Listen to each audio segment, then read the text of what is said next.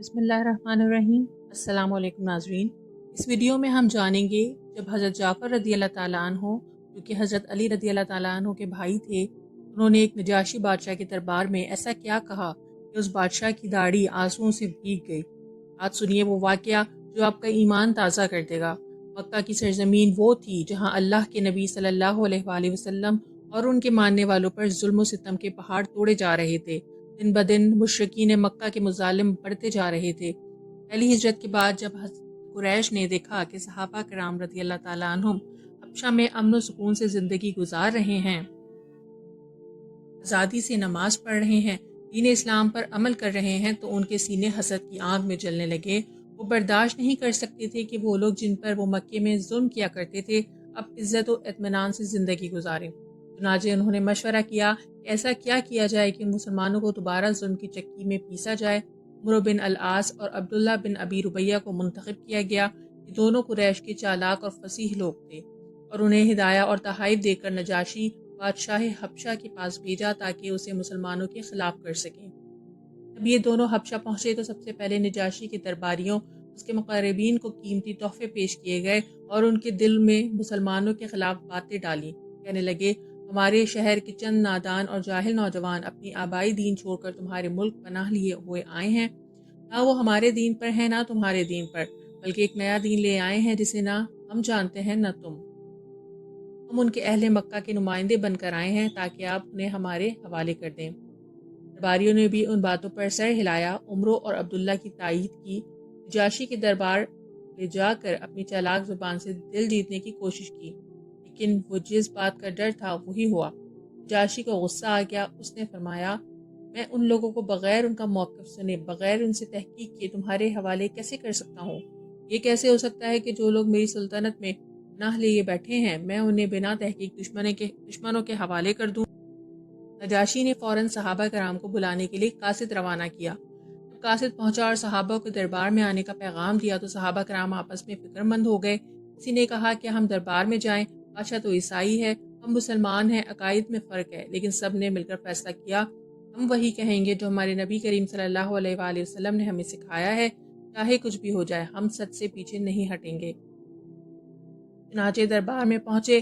دربار کی فضا پر سکوت طاری تھا، سب کی نظریں مسلمانوں پر تھیں۔ صحابہ نے صرف سلام کیا، سجدہ نہیں کیا۔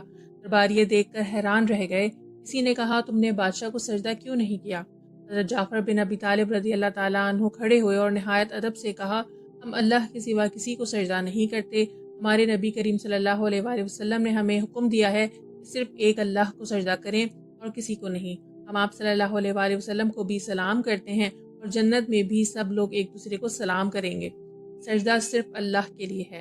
نجاشی نے پوچھا، اچھا یہ بتاؤ، تم نے عیسائیت اور بت پرستی کو چھوڑ کر کس دین کو اختیار کیا ہے؟ وہ لمحہ تھا جب حضرت جعفر رضی اللہ تعالیٰ عنہ ایک شعلہ بیان خطیب کی طرح دربار میں کھڑے ہو گئے۔ سب کی نگاہیں ان پر تھیں۔ انہوں نے جو الفاظ کہے وہ دلوں کو چھو لینے والے تھے۔ انہوں نے فرمایا، اے بادشاہ، ہم جاہل تھے، مردار کھاتے، بتوں کو پوجتے، بے حیائی کرتے، قطع رحمی کرتے، پڑوسیوں سے بدسلوکی کرتے تھے، طاقتور کمزور کو کہا جاتا۔ اسی حالت میں اللہ نے ہم میں ایک نبی صلی اللہ علیہ وآلہ وسلم کو بھیجا۔ ہم ان کی صداقت، امانت، شرافت کو جانتے تھے۔ انہوں نے ہمیں صرف اللہ کی عبادت کی دعوت دی اور تمام بتوں کو چھوڑنے کا حکم دیا۔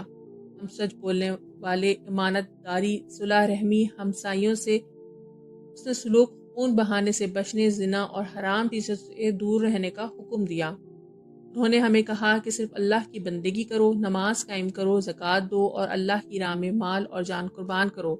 ہم ان پر ایمان لائے، ان کی پیروی کی، لیکن ہماری قوم نے ہم پہ ظلم کیا، ہمیں ستایا تاکہ ہم دوبارہ بت پرستی کی طرف پلٹ جائیں۔ اب ہم نے اپنا وطن چھوڑا اور آپ کے ملک کا رخ کیا کہ آپ ظلم نہیں کرتے، عدل سے کام لیتے ہیں۔ نجاشی کی آنکھیں بھر آئیں۔ اس نے کہا، کیا تمہارے نبی کریم صلی اللہ علیہ وآلہ وسلم پر جو کلام نازل ہوا ہے اس میں سے کچھ یاد ہے؟ حضرت جعفر رضی اللہ تعالیٰ عنہ نے فرمایا، جی ہاں۔ پھر آپ نے سورہ مریم کی ابتدائی آیات تلاوت کی۔ دربار میں سناٹا چھا گیا۔ الفاظ گویا قلوب کو چیرتے ہوئے دلوں میں اتر گئے۔ نجاشی کی داڑھی آنسو سے تر ہو گئی۔ درباریوں کی آنکھوں سے بھی اشک رواں تھے۔ نجاشی نے کہا، خدا کی قسم، یہ کلام اور وہ کلام جو حضرت عیسیٰ علیہ السلام لائے تھے ایک ہی چراغ سے نکلے ہیں۔ میں ہرگز ان مسلمانوں کو تمہارے حوالے نہیں کروں گا۔ عمرو بن العاص اور عبداللہ بن ابی ربیہ کی چال ناکام ہو گئی۔ وہ شرمندگی کے ساتھ دربار سے نکلے، لیکن عمرو بن العاص باز نہ آیا۔ اگلے دن نجاشی سے جا کر بولا، بادشاہ سلامت، یہ لوگ حضرت عیسیٰ علیہ السلام کے بارے میں سخت باتیں کہتے ہیں۔ نجاشی نے دوبارہ صحابہ کو بلوایا۔ صحابہ کو خبر ہوئی تو سب کو تشویش لاحق ہوئی، مگر سب نے کہا، خدا کی قسم ہم وہی کہیں گے جو اللہ اور اس کے رسول اکرم صلی اللہ علیہ وآلہ وسلم نے ہمیں سکھایا ہے۔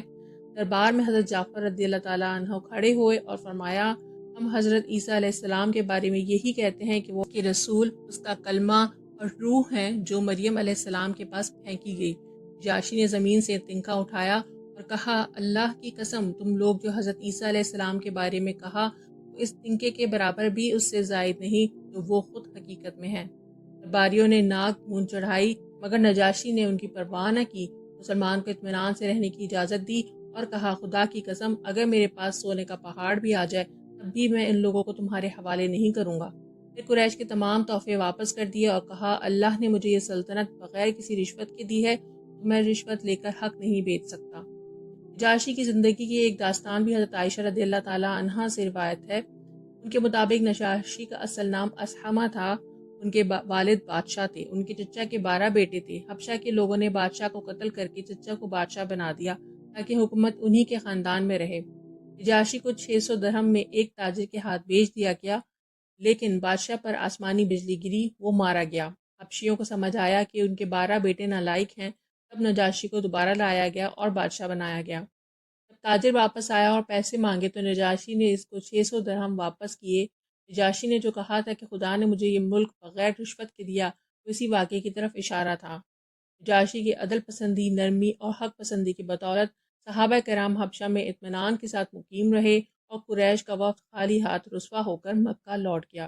اگر ویڈیو پسند آئی ہو تو ہمارے چینل کو ضرور سبسکرائب کریں اور اپنے دوستوں کے ساتھ ہماری ویڈیو کو شیئر کرنا نہ بھولیں۔ السلام علیکم۔